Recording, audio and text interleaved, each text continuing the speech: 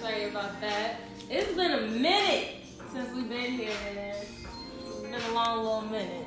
Yeah, man. What's up, y'all? It's been a minute since we were here with Excellence, the Understatement Podcast. Shoot. Is we still social distancing? It's like, what's going on? Are we still in a pandemic or what? I think America decided that coronavirus is over. Because everybody outside. I mean, I've been traveling, you know. I mean, I still wear my mask sometimes, but social distancing, yeah. When did y'all start wearing y'all masks? Or did y'all, or who did? Well, I mean, Tevin, like, I ain't never wear no mask. I'm not gonna say that, man. I did, but I'm not gonna lie to you, bro. It was in certain situations where we talked about it last time, where if I'm in like a really, really crowded place, Yeah. then I wear a mask. But generally speaking, I'm doing like an in and out or something. I'm not doing that. Right. I'm really not. I'm sorry. Y'all think I'm irresponsible? I apologize, but I'm good to go. My health is fine.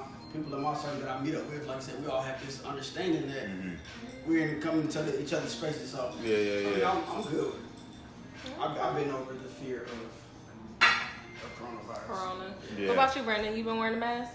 Nah, I stopped maybe like a week and a half, 2 weeks ago. And for me, I was never really worried about catching anything because whether I got sick or not, I know I'd overcome it. But if I wanted to say go visit my, my grandmother or something like that, well, not my adopted grandmother, then I wouldn't want to get her sick. So like I was just kind of iffy with that, and I was kind of going back with forth while I wanted to visit family. And so, but I think you said something that's important. You were saying, like, generally speaking, how you plan interactions. Like, I know, you know what I mean? I'm not visiting people, yeah. you know what I mean, elderly in this situation because I know how I'm living. So I'm visiting people that I know we have understanding on. Yeah. We're good, right? We both share the sympathy that we don't wear masks, but it's okay, we can kick it together. Right. Most definitely. I'm definitely convinced, though, most dudes, not just most people, really aren't really social distancing. No. You just conversate with most folk. You know that everybody making like little moves in the background, not really just putting it on social media so they don't look like irresponsible. I mean, even people, man, like when they're going to like Piedmont Park. Yeah. Everybody having their own individual picnics, but it's like you kicking it with your folks, right? Yeah. I found that people pick and choose when they want to be, really like, I'm gonna wear my mask. You were just at a kickback yesterday with people at work wearing a mask, but you have that's to park at your house. Yeah. Now everybody has to have a mask on. People pick and choose. Exactly. How's life been since, we paused, since we, it's been about a month maybe since we recorded a little over a month. Life for me has been busy. Yeah. I've told you guys that like I started my cleaning company.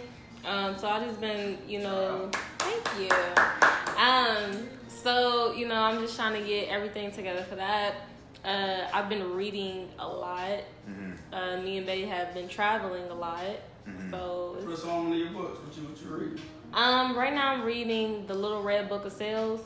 Basically it gives me a better understanding of how to target customers, what I should do. One of the greatest things that I've read so far about that book is like, stop trying to sell a product and mostly sell yourself. You have to brand yourself. It's a million people out here doing the same thing that you're doing, but customers is gonna want to buy from you because of you. Right. So I'm like, oh, okay, Jules, little, I think most people miss that in today's age. Like, if people don't like you, the person, they're not gonna pour into whatever you got. Like, I think there was a time where business and stuff was a little bit more faceless, but now like social media has made everything where there's a face to most things. So they have to want to see you. Yeah. Nah, for real. But what would he miss, y'all? What's going on? Shoot, what's happening? What's going on in the world, Mimi? Well, first of all, let's start off with the quote of the day. Just because we all about excellence. Okay. So what you got for us? All right, y'all. Get ready to it. Yo, look at what his seven laughing at. Come on. Put you right on the spot, like, so what's the quote of the day? Nah, honestly, yo, quote of the day. Do you have it? This is what the quote of the day for me is. I forget what verse it is, but it is for we do not fight against humans, but it's against yeah, powers of darkness and the spiritual realm. And I forgot what verse that is. I have it for you at the end when we come back around it. But that's kind of where I've just been feeling, to be honest, personally. Like, as far as the last couple of weeks is that, I'm realizing that there's more than what we physically see going on in the world in 2020. You know what I mean? Mm-hmm. So, yeah. But we'll dive deep into that in a second. That's going to spearhead into the next couple of conversations. Yeah. Man, but the last time that we had talked, it was a little slow because everything was really about coronavirus. Mm-hmm. We didn't even meet last time, like, in person. A lot has happened. Yeah, a lot. The world has done a nice little backflip. Wow. So, yeah, pretty heavy topic-wise.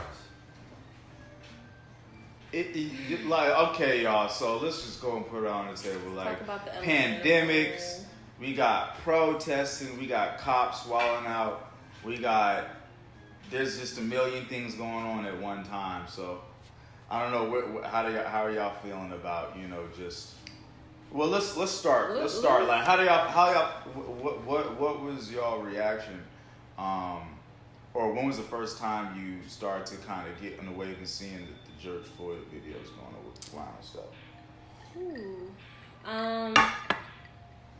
I'm not gonna lie. When George Floyd was trending and stuff like that, I didn't go and watch the video at first. Mm-hmm. I didn't want to see that at first. We just dealt with the whole killing in Georgia. Mm-hmm. Breonna Taylor. And now y'all saying that we have an actual video of a man screaming that he can't which came breathe. first, George Floyd or Breonna? Breonna. Mm-hmm. Breonna did? Oh, Breonna okay. See, a lot of people don't know that. A lot of people are there's a focus going on where people are trying to really get the understanding, like, say her name. Mm-hmm. Fight for her as much as y'all fighting for George Floyd as well, because Breonna died first.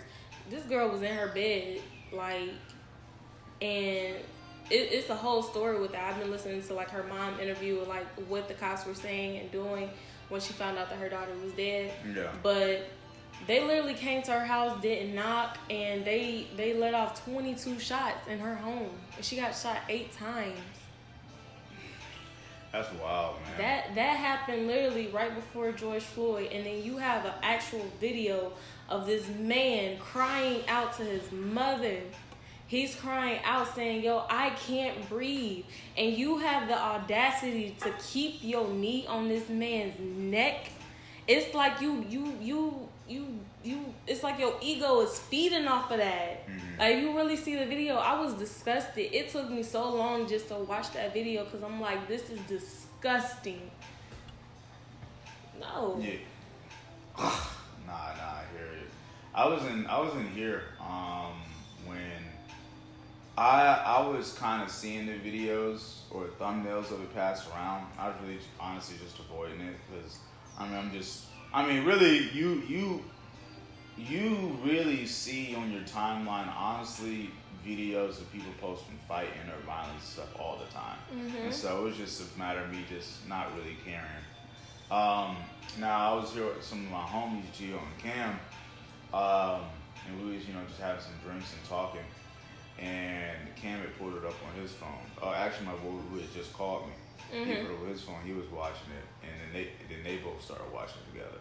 And he was telling me what it was, and I was just like, "Oh, okay." So I honestly, I've watched certain pieces of the video for sort of researching purposes, but I haven't actually, like, gone through and just watched the entire thing, because honestly it's just pointless to me, personally, for me, because I'm not gonna get nothing from it. We all know what happened. Yeah. So Ted, what you think? Stuff like that. Well, first it took me a while to actually go and watch it, like you said, just because I know where it's gonna take me, right? It goes straight to anger, and I feel like when you see things like that, it goes straight into this rage of red, and Yeah. And I try not to get to that place because you act on that half the time, right? Mm-hmm. You go straight to this mode. You just want something to be done. So I have to kind of sit on it for a second, but I couldn't watch that one, man. For some reason I could not. I saw the beginning of it, but I couldn't see it all the way through. The pictures. That got to me. Like, how can I go and watch a video and like y'all are literally, that's all I see on my timeline. But the fact that that's okay though, you know what I mean? Like, cause to me, when I see stuff like that, that's probably not the first time that they've done something in that similar way. It was too comfortable.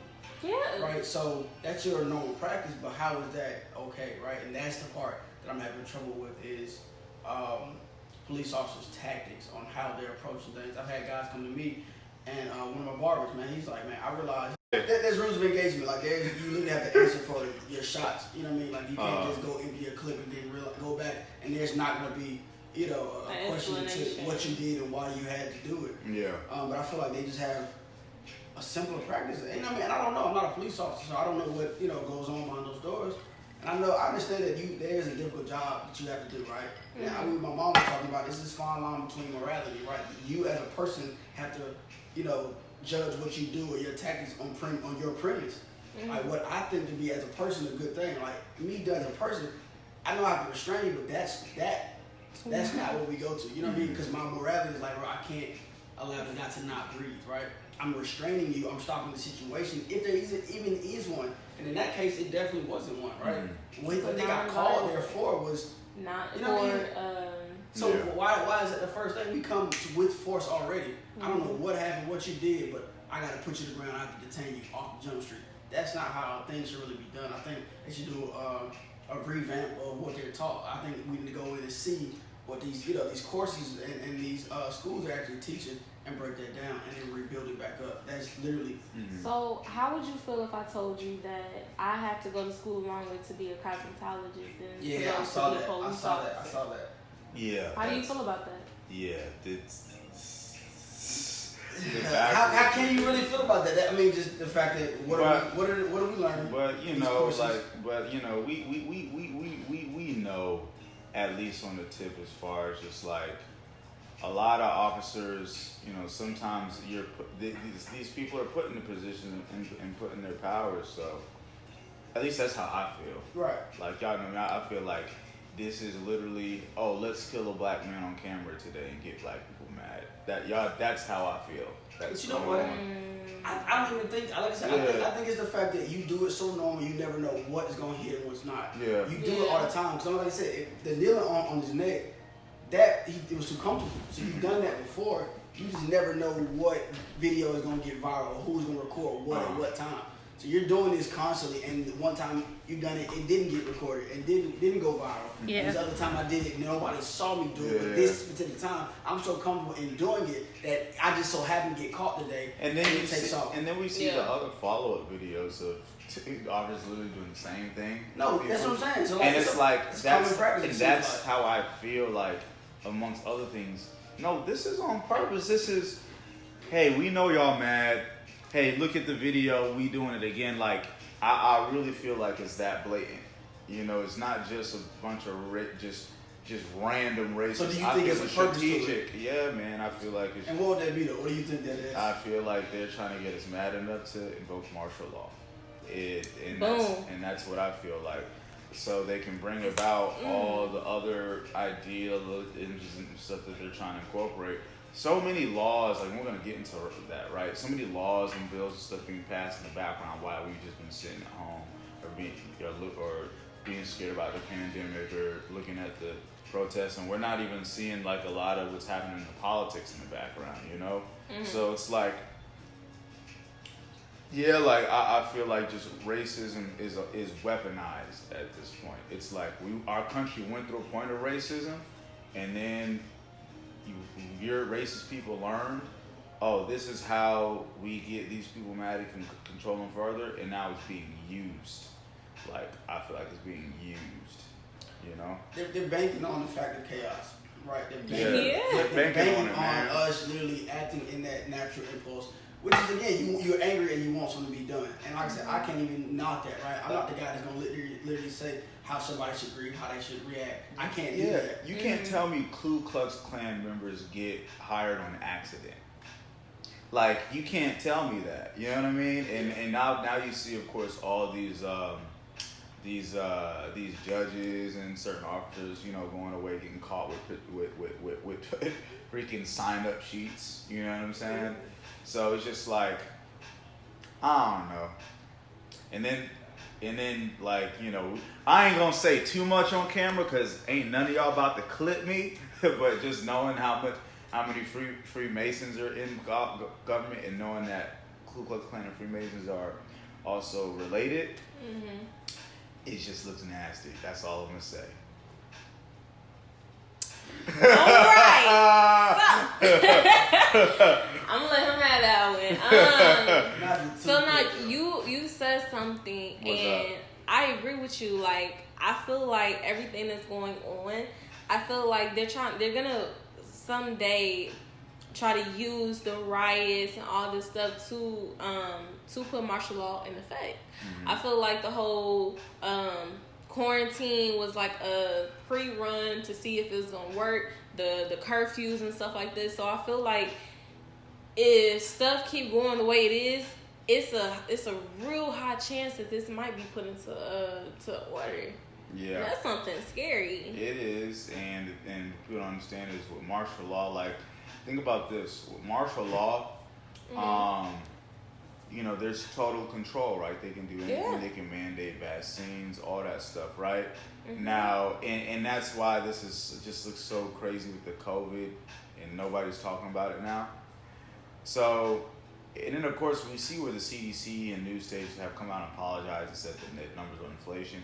Basically, the percent was put out as 3% death rate when it's really 0.23 or 0.26 death rate. That's a very, very small number. Right? It's a difference between people who died with COVID and people who died from COVID. Right. Like that in itself. Right. Split hairs. And so now you're kind of seeing people realize, oh shoot, like this was buffed super big. You know, this is really buffed up, even though it's still people are affected and people are still affected, you know, so you can't discount that. But the way it was just looked at was just kind of crazy.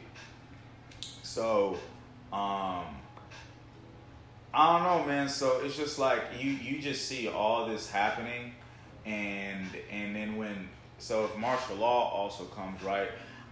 If you have Ku Klux Klan members, right? Right? And if you're say we have and say if you believe certain tweets, not a Trump supporter, you guys, okay, but I do like to look at facts and whatever. But if you see certain tweets where he's mentioned like the deep state or Antifa, right, terrorist organizations, which Masonic ties, but why wouldn't? And so, what is stopping some of these same people to be in the military, right? You could have Ku Klux Klan members in the military. You could have some of these quote unquote deep state or Antifa people in the military. So if martial law is incited, what's to stop certain people, if this is a planned thing, to shoot a couple civilians and do certain things to try to incite more chaos? You see what I'm saying? Right. Like, so while martial law would seem like a controlled thing, well, no, it's just like the police force. You have like bad apples, and you have certain people and organizations. They'll be through the military too, and so like that would just be a scary thing to really think about it, right? You have the same things going on, but on a scale with the military, and there's not really. You can't really fight back too much on that tip. This is military, right? I might fight my brother someday. I'm kidding. I ain't gonna be here for that one. We spoke on that, man, because again, that crosses the border of talking about morality, right? Yeah. And where your moral compass lands in a situation as that. And that's one of those things where literally it'll be a split.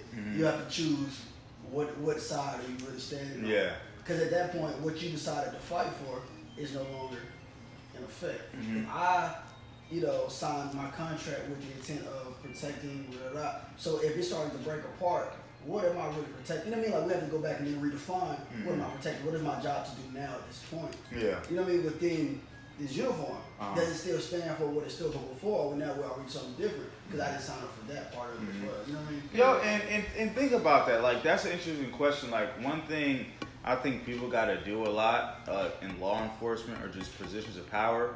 You got to think about your personal moral compass, right? And think about this company or this organization's moral compass. And think about how much of your moral compass lines up with this organization you're getting with. And if people think a little bit more ahead of time and strategic, I think people will find themselves in law enforcement in less conflicting situations of thinking, should I just follow orders or should I make my own call on this? See, but now and that's where you got, and that's where you lose, and that's where the they're good cops conversation, personally to me gets thrown out the window. Because if you're a good cop, but you still, you know of other cops, you see other cops do dirty stuff.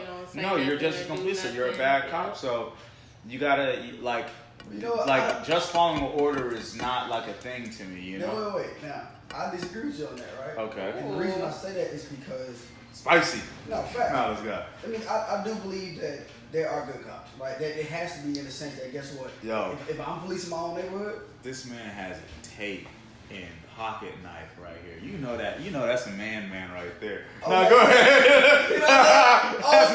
That man got a tape and pocket knives. No, go ahead, bro. No, facts.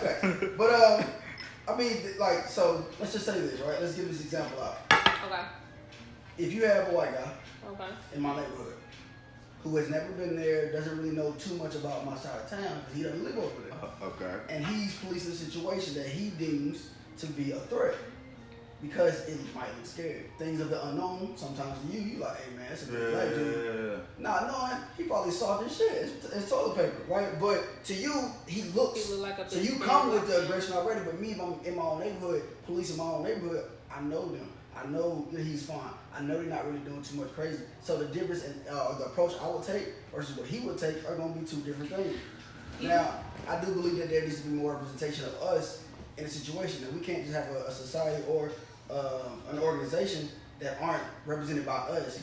You know what I mean? Now, of course, there are black cops that don't do the right thing either. We're not saying that it's a racial thing where all black cops are good cops. We know that not to be true, but at the same time too, we do need more cops in there with the same mindset to say, you know what, I'm not gonna let that happen on my moral compass for me.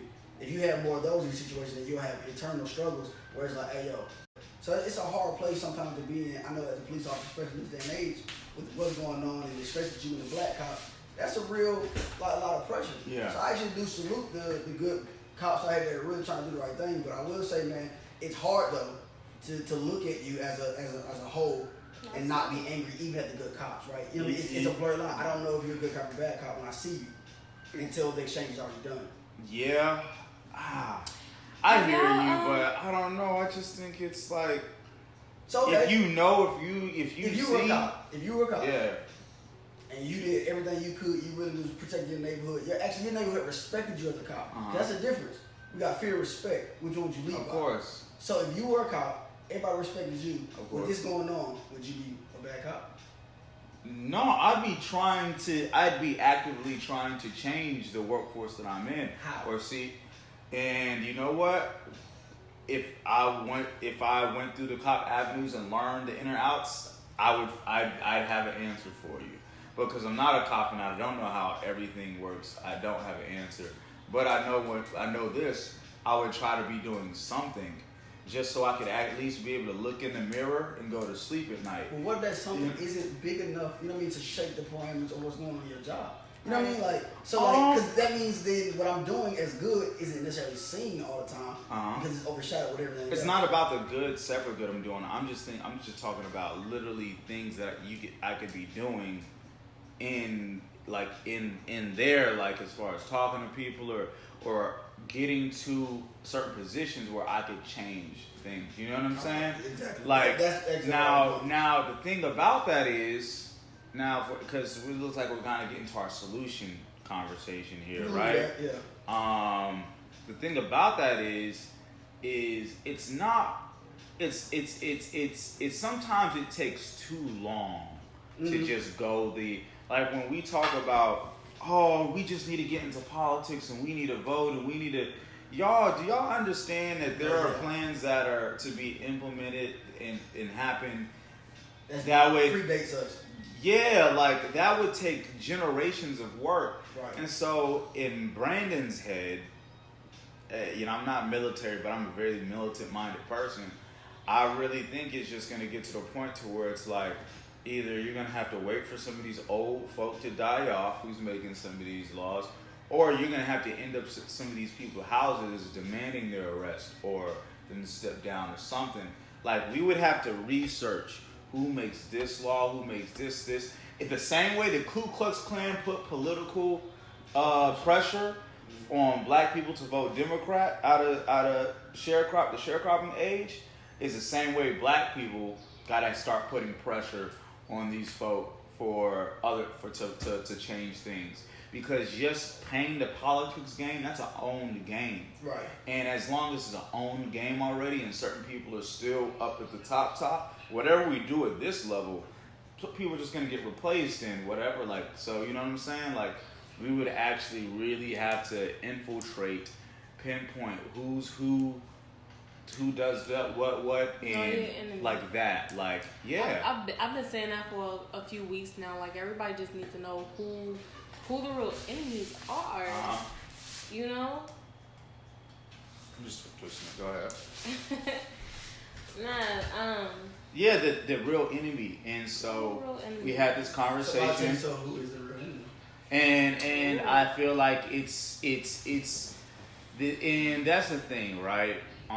Think of like, we have this conversation every time it comes around to voting, right? Right. Feeling like you're choosing the lesser of two evils. We have to just stop choosing the lesser of two evils and say, we don't want none of y'all evil mofos. So then what we do? To like that's what we have to stop settling.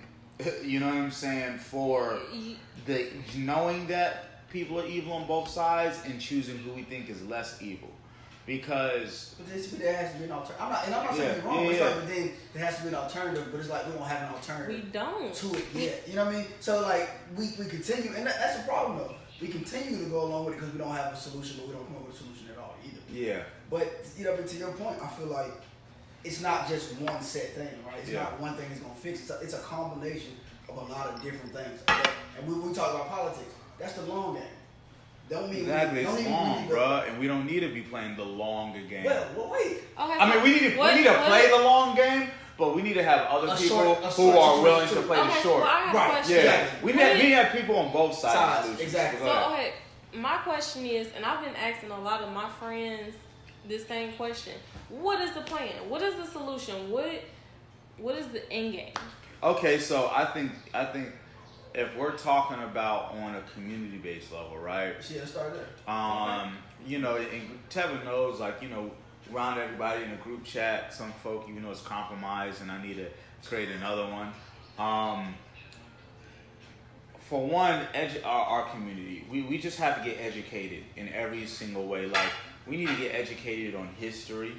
We need it on real history, on our own history, right? And also Catholicism history, the Catholic Church history and American history, and how all that. Like, I don't think we were taught history the very correct way and how things really transfer over to America. Well, they rewrote a lot of that stuff to benefit and make themselves look larger than life. It's so much stuff that, like, you have to unlearn. Not that even that, but it's so much stuff that they try to hide.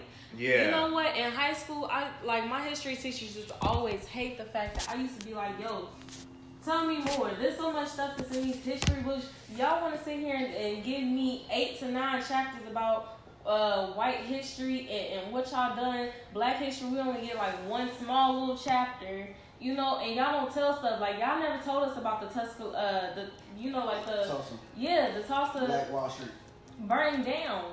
How y'all literally sat there and wiped y'all footsteps. No, here's another one. Story y'all of tell us about this stuff. Or Seneca Village. I just started seeing posts about this today. Yes. And the thing about Central Park, that's New York, right? Yeah. You know the theory about Central Park?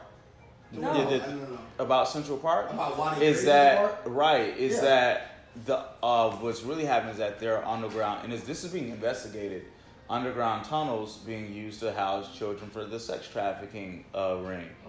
Yeah, that's the theory that's being investigated. That under Central Park are tunnels holding, and it's actually been discovered in other cities around the world. As of recent, they're finding a whole bunch of like bodies and like starving children, like by the thousands. I pray to God that's not true. I hope that's not true. I just think it's reality, and I think it's some of the harsh realities that people have pushed aside as conspiracy theory, and we're just now starting to see the facts since a lot of these investigations are starting to happen. And so, like, you know, we're not going to get into the conversation, but I feel like the bigger battle we're actually fighting is children, sexual innocence and sex trafficking industry behind the racism. But you know, but I feel like for one, history, we got to get educated on that, right? Because if we just understand our history and how everything came to be, if we have to understand that and how everything came to be, the truth of how everything came to be and why we are the way we are, how civilization got here. It isn't. But there's books out here. There's research. But look, my thing is though, right? We can't just, say to these people, to the public, to say there are books. It would have to be our responsibility. You'd have to give research. I will literally make that my duty to find books. You do. Me and Baby got a whole library, and it's we're trying to build a bookshelf for our future kids, and we want it to be about Black history. We have so many books about Africa and stuff like that. I don't mind finding these books, more books about it, and telling people about it. I want to say because I feel like that's a part of the problem that we don't kind of address sometimes. We just stay there. We need to figure out our history, but then it's like, all right, but in the end, that stays there. Everybody just keeps saying the same thing. Looping, solution. Right. So but what books? Let me also make a situation too. Go ahead. A suggestion. When we do find the knowledge, woke and stuff like this, instead of talking down on other Black people for not knowing, let's actually educate them. Because I know I used to have a real problem with that. I'm gonna speak to the other side. And when they would try to tell you about history and tell you about the system and all this stuff, and because you don't know it or it hasn't been brought in front of you, I'm gonna play devil's advocate. It's almost like they're attacking you for not. I'm gonna play devil's advocate instead of educating. What's popping? What she's saying is cool, but some of y'all actually just really need to have patience, to be honest, with some of these people who know more than you, because some of these people have been trying to educate y'all and tell y'all things for years. But now that we're in a real grip and people getting in a real grip and y'all want information, what happens is a lot of these people get annoyed and irritated as y'all took us through the I hear. With your other Black whoa. Hold up. I hear what she's saying, but like I said, have patience, because at the end of the day, we are still human. Seriously, no, because I go through that, yo. It honestly gets annoying, right? When you've been spewing certain things for years, and people either don't listen, or either people just write things off, or they write things off as conspiracy theory, or they just don't take an interest. But when shit hits the fan, and life is hard, and now y'all mad and y'all emotions and y'all fire up, and now y'all want to start trying to do stuff. And yeah, some of these people, some people are just done with Black folk, because it's just you see the pattern and the cycle of, oh, y'all already lining up at Cumberland Mall to buy shoes. All I'm saying is having patience with some people, especially like me, right? Because it honestly, I do feel a little bit of that sometimes. Now y'all drove me crazy for years. But okay, at the end of the day, you have to take that information and think of yourself as an educator now. And I've been an educator. My thing is when someone comes to you and say, like, you know, hey, I want to know more about this, or, you know, when you actually see them have an actual interest in wanting to know more. Okay, for instance, when I was younger, you know, I wasn't all woke and stuff. I you know, but when I got older, I hate that word, by the way. I hate hearing it. That's the only word I can really say right now. Let's just say educated. Educated. But as I got older and I wanted to know more about, you know, my ancestors, I wanted to know more about what was going on and why people did the things that they did. You know, I would come to these people who I knew, you know, like I know the information that I needed. I didn't need somebody jumping on me or having an attitude because I didn't know. And you're talking about you personally. No, I know where you're going. Here who feel the same look, I hear you. Yo, I'm not saying you're the only person who feels like you. I'm not saying that. What I'm saying is people who want to know something from people who know more than you, just understand and have patience to understand somebody. Accept your back talk just because I'm trying to. Wait, the patience. It's not. It's willing to give you that information without an attitude. Hold up, wait a minute, yo. Like, and what she's talking like this because she likes education, and she's not the typical person who doesn't care about who's not shallow.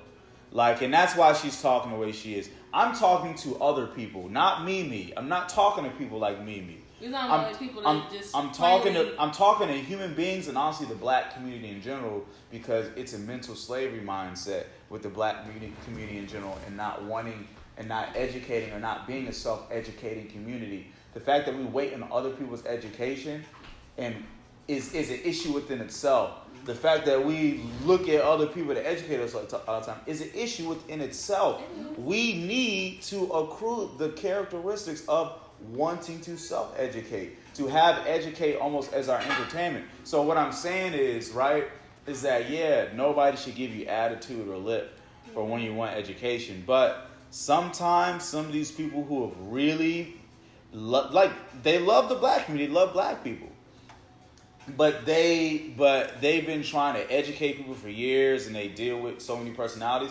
Some of these people at this point are frustrated, and at the end of the day, I feel like people gotta sympathize and just try to put themselves in that person's shoes, because it's hard being an educator, because at the end of the day, you got to deal with different personalities and different people at the end of the day, right? So I just think people just need to be patient with some. If you want somebody to educate you and you can tell that they're a little bit, you know, maybe just like a little like frustrated, either go do your thing, right? Or just take it and just understand almost. Just understand that maybe that person has gone through years of scarring from their own community because of the lack of that. And I find the people who know the most are those people.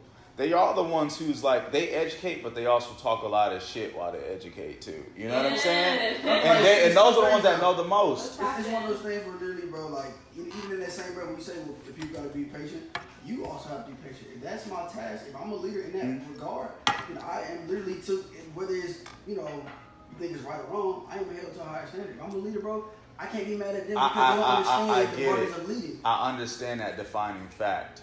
But at the end of the day, I think people need to understand on both sides humanity and who's human. Because you can have as much capacity as you want, but me as a leader and an educator, I'm still taking on more personalities than you are. You as the educated only have to handle my personality. I have to handle your personality and mad other people's personality as well. All I'm saying is that on both sides, people need to understand the humanity. Because the thing is, we hold our leaders up to this perfect. We don't have a lot of black leaders because a lot of black people know how black people talk junk and roast everybody on the internet. Like, you know, like some people probably don't even want to just deal with that, and we do that. We talk mad junk about our leaders, and so we don't have as much respect as we should for some of our leaders or whatever. We're ready to roast Killer Mike super quick or cancel him super quick just because he said, like, y'all don't need to be tearing up your own home. Like, no, Killer Mike, do y'all not see he had a Kill Your Master shirt on while he's telling you to go home and play and plot? He's obviously, but y'all be dumb. Like, and so it's like, I feel like black people just gotta understand that y'all are hard to deal with. And so, give your leaders some room to be imperfect in their leadership. Yeah, the leader needs to be held to a high standard, but I think we gotta stop. I think we gotta look at the humanity aspect and that nobody's perfect, no matter what kind of leader or whatever they're supposed to be. You know what I mean? Because the only reason why they get like that is because they're so passionate and because they love or because of whatever. And sometimes that can turn into some frustration until they get their mental healing or whatever, and can lead motivationally again. You know what I'm saying? That's all I'm saying. I just wanted people to stop trying to make people superhuman. Nah, I feel you. So we gotta talk about this. Atlanta, we actually recently just had our own situation with the Atlanta PD. This Friday, overnight, we had a situation where a young man, Rashad Brooks, was shot and killed at a Wendy's downtown. I don't know. University, right? Yes, University Avenue is the Wendy's. You guys, I encourage you to watch the video. Like I said, it's something where it may make you uncomfortable and may raise, certain emotions. Don't watch it if you need to protect your mental health. But if you need to protect your mental health, then don't watch it. But if in order to have this conversation, I actually encourage you to watch it. There is another black unarmed man who was killed, but there were some things that was happening during that altercation. I'm not gonna really go too far into details. What's his name? Rashad Brooks. All right, go ahead. Brooks. It started off with a phone call about him being asleep in a drive-through parking lot and blocking customers, and it turned out to this man being shot in the back and being killed in emergency surgery. I encourage everyone to please read the articles and stuff because there was a whole altercation that did happen. The results to his killing, it led to the police officer who shot, he was fired. There's been riots in Centennial Park where T.I. was actually one of the speakers there, and they actually shut down I-75. Like, there was protesters walking on I-75 protesting, stopping traffic to bring awareness to this. They even burned down the Wendy's. Yeah. Like, it was. We're Trump supporting Wendy's, so we don't really care. I'm just keeping it honest. I mean, true. But if we're going to, About the Wendy's. Make sure. About the Wendy's. Yeah, but. You haven't seen the list of. I ain't even saying hold you though. I'm be real honest. It had to suck if you own that Wendy's though, in the law. Huh? Yeah. Like, you gotta think about it, bro. It kind of had to suck to own that Wendy's, bro, because it happened at Wendy's. Yeah. Why y'all burning down my Wendy's? Like they literally like it burned. Yo, I was a little confused about that too. No, you know what? I'll put it like this. Again, I understand frustrating emotions, but we're not thinking clearly and we're acting emotionally to everything. Unless this is actually, planted people who are really doing the looting and fired down. But you know what? Me personally, I'm a little nervous about what's going to happen within the movement just because we don't have a defined leader. There's no actual step-by-step plan on what's going to happen. We're literally just... We have to get off of social media. For one, yes. We have to be in meetings where nobody knows our plans. And And before I continue, I like Killer Mike, but I don't align myself with everything he says. So let me just make that clear. I mean, but people in general, like, you're not gonna agree with everything. Yeah, but I feel like you still got to say that because people often think that you agree with everything. So what parts don't you agree with? You know what I'm saying? Well, no, Killer Mike and T.I. talk about a lot of things. Mm-hmm. I think they're heavily ignorant on religious or theology talk. Mm-hmm. They still think certain religions were created by white people to control people, but they don't understand manipulation and creations is a different thing. And so how they talk. So yeah, but anyways, I actually tweeted. I put Killer Mike, T.I., Charlemagne, and Lecrae all in the tweet. Yo, y'all keep miseducating black folk on certain things. I feel like you need to bring somebody up there to debate y'all on some of this stuff. Lecrae, what's up? Come with me, dog. Like I tweeted that. And so Killer Mike, yo, he said it. Go home and plan. Educate and plan. And he had a Kill Your Master shirt on, not saying nothing. But that and what he's right. And the thing is from that, right, what has to happen is there has to be like I did with Tevin and some dudes, group chats or meetings being held, stuff that's not on social media, with us educating each other, coming up with strategic plans. And so if we just say strategic plan, and we can all run through what we think our plan should be. I think for one, if we were to continue the whole group chat, this is what I had envisioned.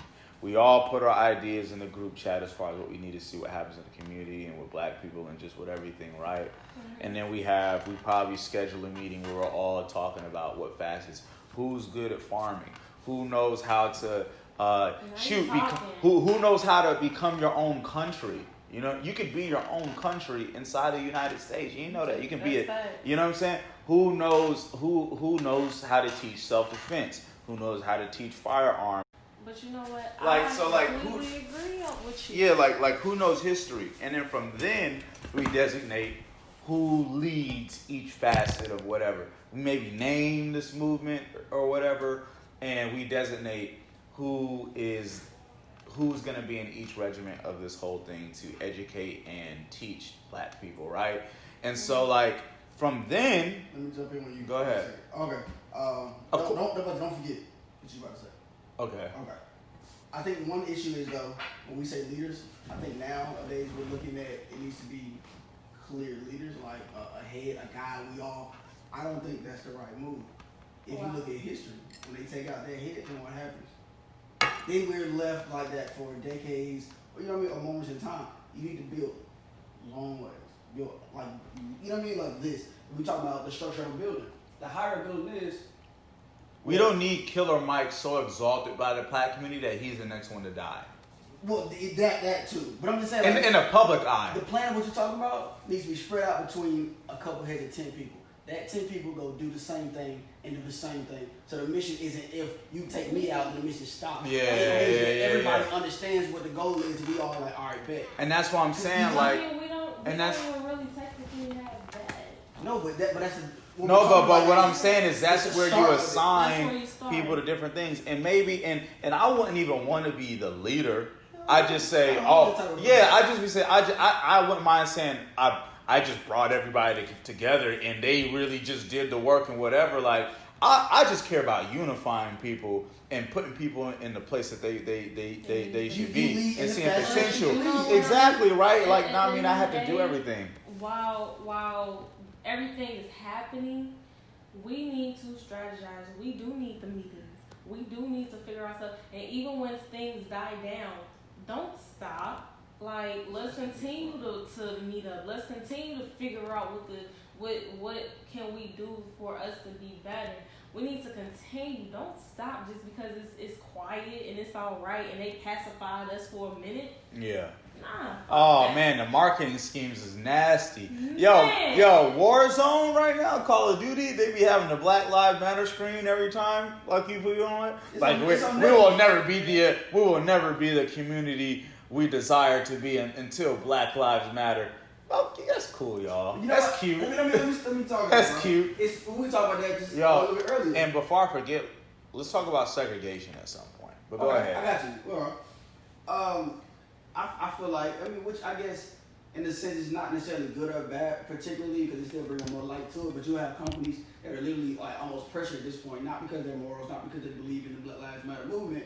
They're doing it because at this point it's a way. You say, oh, they do have this much power and money. Like, but because if you don't though, then what happens? Yeah. You looked at like you never said anything about the cost. Mm-hmm.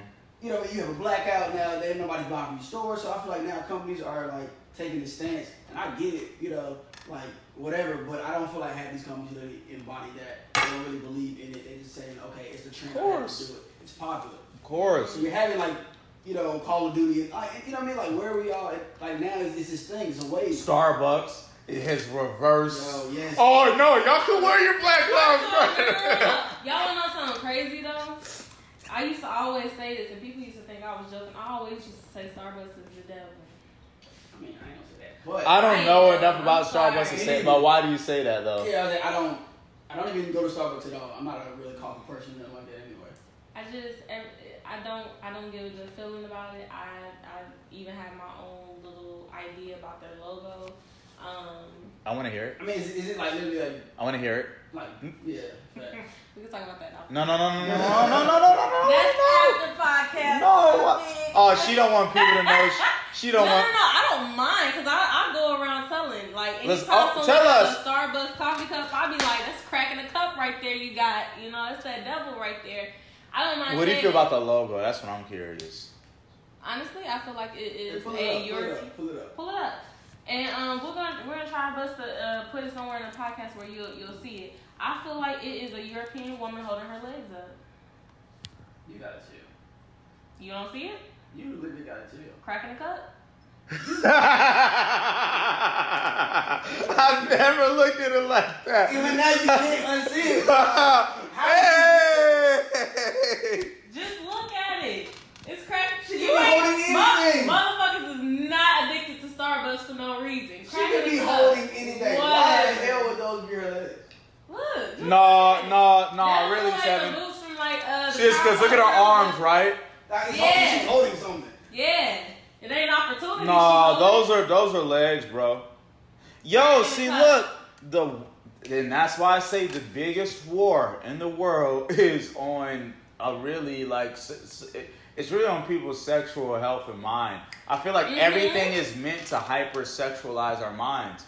Like it's yeah. Yo, this image. A 1 in 6-year-old, this could cause them to have a split personality. The moment they look at this image, psychology teaches. Never thought that. It doesn't.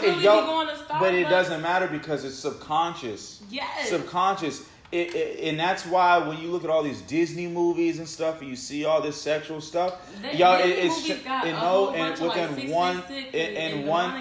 1 to 6 kids between 1 to 6, it's known that when you're exposed to anything sexual, what happens is sometimes they wind up creating a split personality to where they have a very hypersexualized. And so just think about it.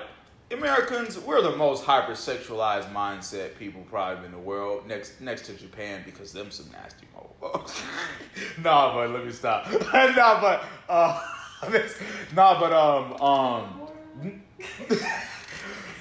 No, but seriously. And so just think about it. That's why I feel like, honestly, from the media we consume, to the time we're adults, everything is meant to hypersexualize us. So 15,000 immigrants can go missing. You know what I'm saying? And then later things can be found up happening in the sex trafficking industry. I feel like you think that's connected, like those things connect? Yes, because one thing that if you do enough research, you can see how the CIA owns Hollywood. The CIA is. I don't know enough. I don't know. Yo, you do some research. The 1970s, LSD. Just do some things. Maybe look at a couple of videos and actually go and research individual parts. But no, the CIA is heavily in Hollywood. it's a situation of mind control. The CIA was known to have studied mind control a lot in the 1970s, especially with LSD, right? I remember that's what and people thought that the idea was thrown away, but no, the idea was transferred into programming. Let's create television channels with programming. Of course. You know what I'm saying? And channels and it's a situation where I feel like media is meant to program our minds in certain ways. But I mean, yeah. I mean, just simply because what you show. Right, but I feel the end game is for consumerism and hypersexuality. Mm-hmm. I feel like everything. Think about it. We know that sex sells and sex is the most, and so why wouldn't the end game for whatever to be really be centered around sex? Like, to be honest, like that's really what runs a lot of people's lives, you know, to be honest. And so I feel like everything around is about hypersexualism and exploiting and mainly a lot of kids, because we see where the industry is. Yeah. Statistically, you can go to a Greyhound and know for a fact that there are most likely probably 3 to 5 sex traffickers there scoping people out. Just statistically, on how big Atlanta is the hub for this situation too. Yeah. A hub. But I've said enough. Don't need to lose a podcast host. But where are you? Let's tell me what you're talking about. The segregation. Segregation. So I heard an idea. Right. And I'll credit the dude, Pharaoh A10 or whatever, a young Pharaoh, his name on YouTube. I watched some of this stuff. And he proposed an idea, right? That segregation is probably one of the worst. Being desegregated was probably one of the worst things to happen in the community. Yeah. And it makes sense, right? Basically, the point of his whole thing was business-wise, education-wise, everything-wise, we should have our own. Yeah. But when it comes to socializing with other cultures, it should only be on a social level. Right. You know what I mean? And that makes sense. Now, I would throw religious level too in there, to be honest.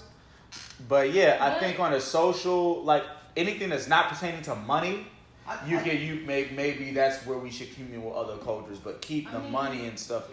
But that was the idea. I think it should have been a letter, because we don't have the same history, right? Of course not. But I think that was the first split, right? When you said, all right, we're gonna slide together, I forfeited me having my own to come to you. But in doing that, I lost me. Yeah. You know what I'm saying? We lost us. We lost our definition of community. We lost, black bankers in our neighborhood. So I grew up to see a black banker. I grew up to see a black doctor. So I know that these things are tangible.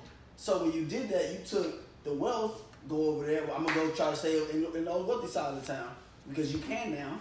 And then that left us where? You know what it is? Other cultures and immigrants, they segregate themselves without the law. And that's how we can look at the Hispanic community and see them flourishing, and that's how we can look at certain communities and see them flourishing.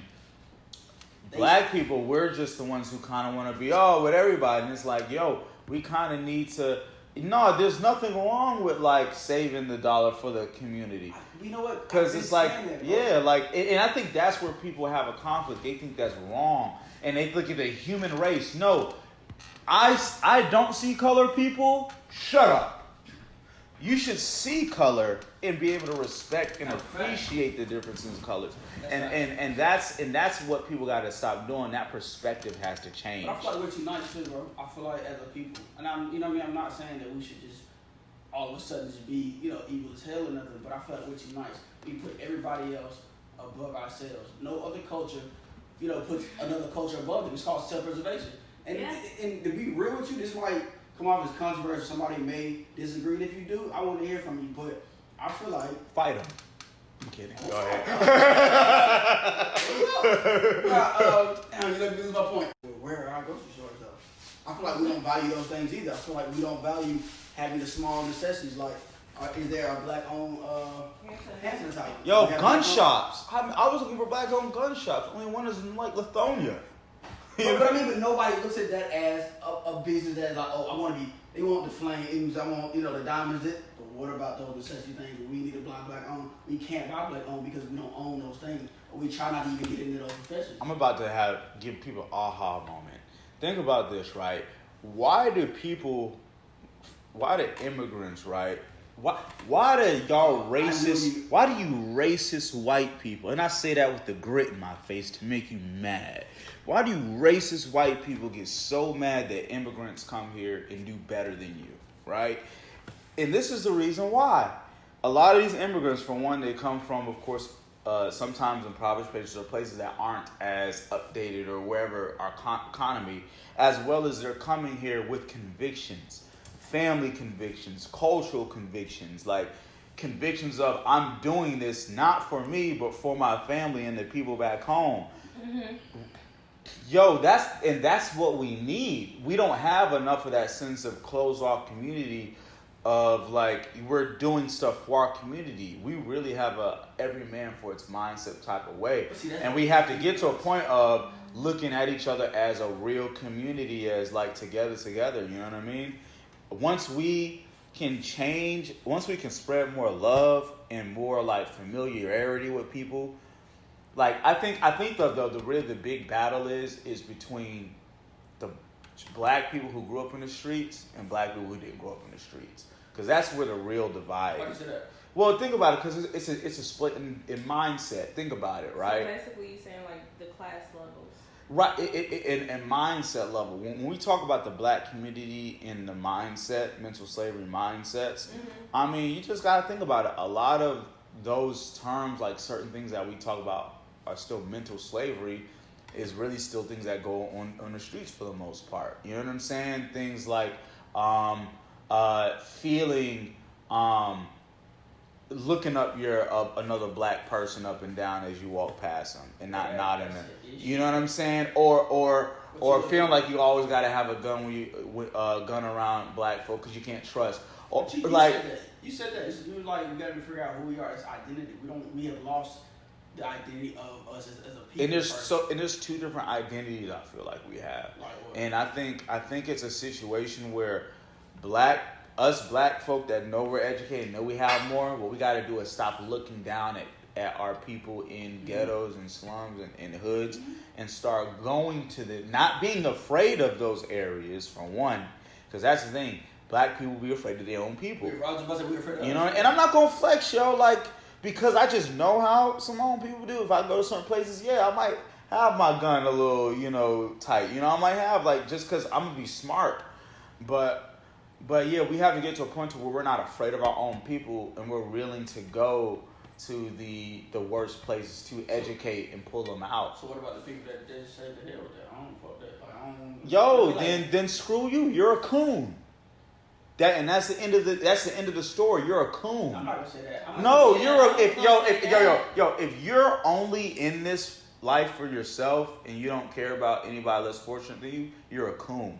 I mean, and that's how I personally feel. I feel like my opinion. That is Brandon's opinion. You're a coon if you only care about yourself. That's Brandon. As a black folk. Right? And if you're a black Freemason. I feel like, bro, if a person is that way, bro, and they choose to be that way, I feel like it is disheartening, all right? It sucks. I'm like, dang, I would hope that you wouldn't feel that way, but that person just on a place in that journey where I'm not. I could easily be him, but I'm not him. The experiences that we go through and what we learn from our upbringing has made that person that way.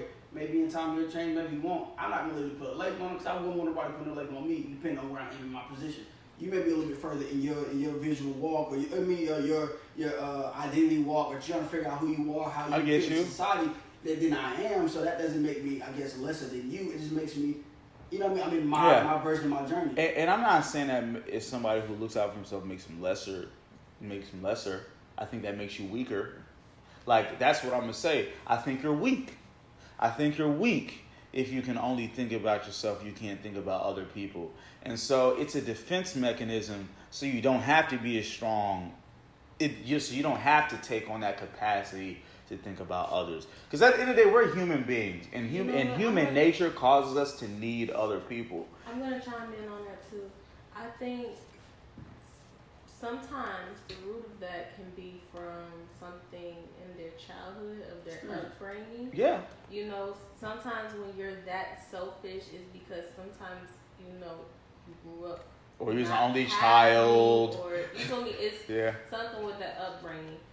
I'm actually really glad we had this conversation because me and Baby literally just had this conversation about a week ago. And basically we were talking about the class and, you know, like say if you have, he was saying that upper class black people are kind of hurting the black community in a sense. And I asked him why. They're not doing anything, to be real. So he was saying, how can one have millions and millions and millions of dollars and don't try to help the ones who are struggling and stuff like that? Exactly. And coons. And what I said is, I said, yes, bro, that's how I feel. Go ahead. So my opinion on it is, if say I make it, right, I don't mind helping out my people, you know, because even me, like, you know, I'm not gonna say I have all the money in the world, but I'm doing great. You feel me? So any other time that I can help someone, I will. I don't mind helping. But you have some people who rather scam and do stuff like that. These are people, I honestly equate certain people that do certain things to say you're the same people who would have sold black people to slaves, to be honest. But go ahead. But so I was saying, you know, say if I made it one day, I don't mind helping out the people who really need the help, like those single moms who don't have a way of growing, you know, like she's done, or, you know, someone who's like been trying and just can't get where they need to be. I don't mind helping you, letting me help you. Yep. But the ones, and I hate to say this, but my black people who literally will sit on their ass and only want handouts and stuff like this and just doing preaching. all type of fucked up shit. I can't. I'm not gonna help you. You know, I want to, but you have to help yourself before you can allow somebody else to help you. Yeah, most definitely. I mean, and you know what? Piggybacking off of that, no, God doesn't only help people who help themselves, because some people say that God helps people who help themselves. It's in the Bible. I think that's. But y'all gotta know the whole Bible. Too. I think. Well, I don't think that's not a verse. It's not. I think that's just a quote, but I think that's a conclusion people try to make from verses. I don't think that's false. Yes, God does sometimes help people who need some type of help, but they don't necessarily find a way out. But I think what people have to realize is that, life is hard. Like, and at the end of the day, some people are raised differently and have different values in them. But just because life is hard and experiences made you a certain way doesn't mean that gives you a pass, or it's okay to have certain negativities to you. Because at the end of the day, no matter what you experience, it's always a testament to how strong you are if you can maintain, certain values. And I'll say it, right? I'm a weaker leader. That's a weakness in me, right? For me to get more frustrated with people when educating. Sometimes when it's a situation where it's like, I try to tell you this and now I got to come back and whatever. That's a weaker quality. I can admit that as a person who feels like they're a leader, right? And so I do feel like it's an entire weakness when you can only look out for yourself. But that's my opinion, though. But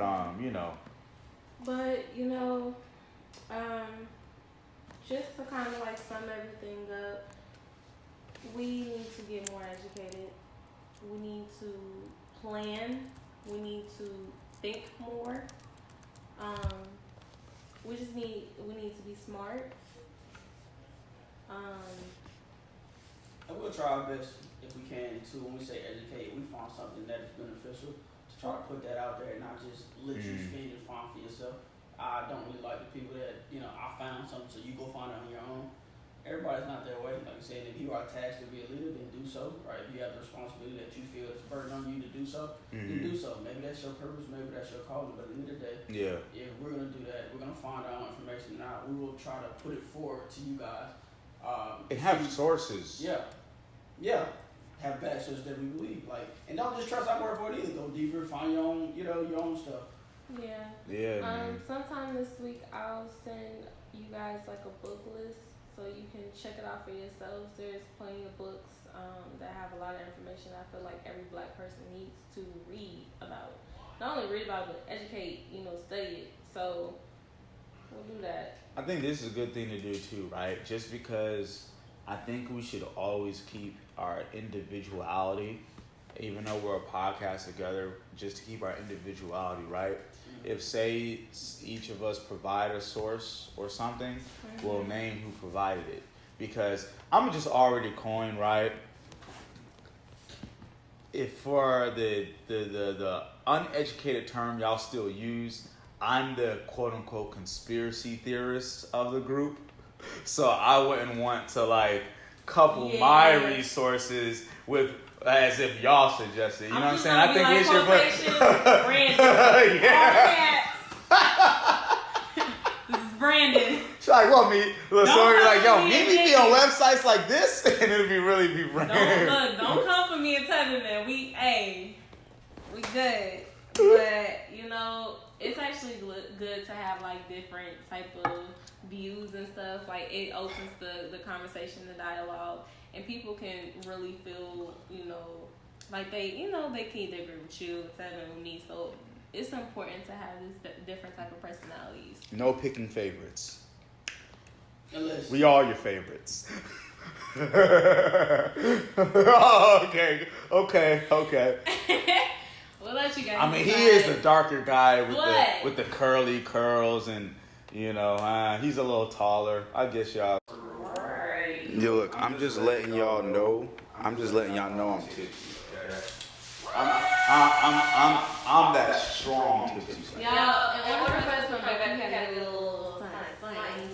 But this has been a great episode. I'm glad that we're back in person. We got the hand sanitizer on deck, Nah, did you really put that there to make it look like we're being... Y'all, I didn't touch the hand sanitizer, okay?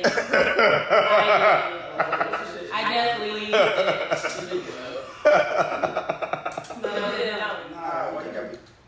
Look, I'm gonna let y'all know, man. Oh, I'm allergic to coconut. B blood types. That allergy will come later in life. But look, guys, we want to hear from you. Let us know if what's the things that you like, what's the things you didn't like. Let us know, man. Chime in, subscribe, share, talk about it. disagree with us. I would love to know. Yeah, we got people that don't mind spending a little time on you have these conversations. So let's have them. Come on. Alright?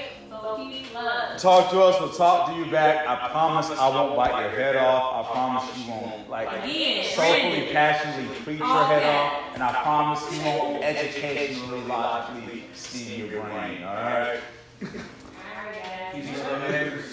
And we out.